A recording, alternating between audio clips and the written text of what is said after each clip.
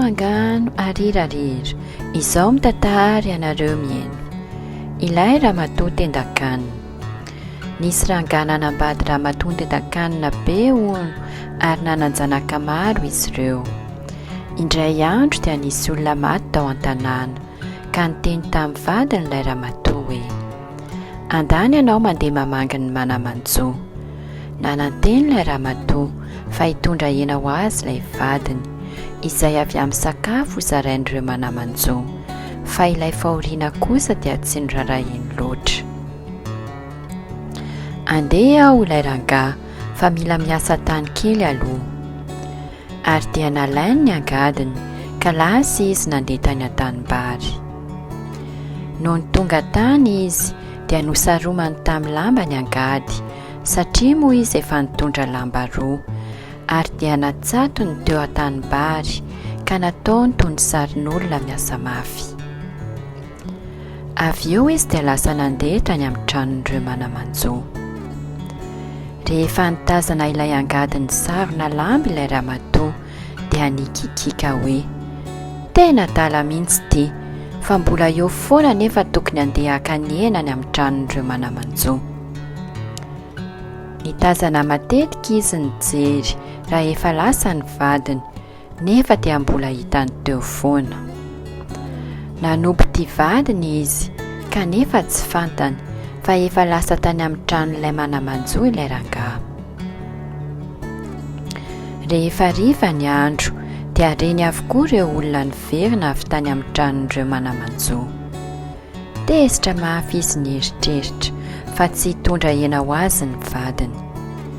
Nangataka ny namany ity farany mba hanambatra ny hena azon'izy ireo, ary niangavy ny iray tamin'ireo namany izy ilaza ny vadiny hoe: raha manontany ny vadiko izavy ny nahazo hena, dia avalio fotsiny izy hoe samy nahazo izay sahazany avy ny tsirairay. Tonga tsara ny hafatra ary tesitra mafy ilay ramatoa raha nahare izany, satria nihevitra izy fa nijanona teny an-tanimbary ny vadiny ka tsy nahazo n'inon'inona. Lasa nandao an-tranony izy niaraka tamin'ireo zanany. Noho ny tonga tao an-trano ilay rangahy nitondra hena dia lasa izy aloha nandeha nindrana vilany vita any amin'ny tranony ravozany izay nialofa ny vadiny. Mba hanapory fa nahazo ny anjara henany izy dia nanontany ity ravozany izy hoe: mba hampindramy vilany vy lehibe iray aho andrahoako ny hena izay azoko. Napindrana ny vilany ary ity ravozany. Gaga ilay ramatoa vadiny raha nahare ilay resaka, ary nitsangana avy hatrany izy andeha hijery ny vadiny. Tamin'izay fotoan'izay anefa dia naverin'ity vadiny ilay vilany fa kely loatra, ary nangataka tamin'ilay ravozany indray izy hoe: ampindramy vilany lehibe kokoa aho, fa kely loatra ity iray ity andrahoako ny hena azoko. Dia napindrana vilany faharoa hafa indray ity ravozany.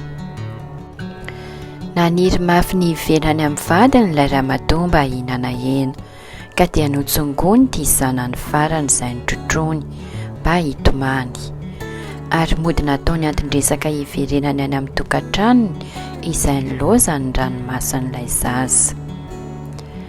Mody nolazainy fa te hahita ny rain'ilay zaza, ka dia niteny tamin'ny ray aman-dreniny izy hoe: mitomany ny zanako fa malahelo ny rainy, ka dia andeha hoentiko any izy hampangina azy. Noho ny tonga tany an-tranony izy dia nilaza tamin'ny vadiny hoe: mitomany ny zanakao fa raiso. Ary raha nahita ireo hena nentin'ny vadiny izy dia nanambara fa ny ranomasin'ilay zanany no tena nahatonga azy ny verina.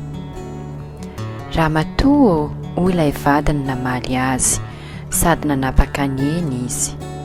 Tendan-kanina loatra ianao ka tsy afaka haharitra intsony ny fiarahantsika. Aleo isika hisaraka. Ilay angady izay nifonosiko lamba ary natsatoko teo afovoan'ny tanimbary dia nataoko fanahiniana mba handresena lahatra anao hoe miasa tanimbary aho, fa tsy nandeha naka sakafo tany amin'ny tranon'ireo manamanjo. ka dia nanompa ianao noho izany nandritry ny andro manontolo. Tendakanina loatra ianao fa tsy niverina ianao raha tsy nahita hanondrana vilany vy lehibe. Vitatreo ny fanambadiantsika. Tsy izao no tianao fa ny sakafo izay omeko anao.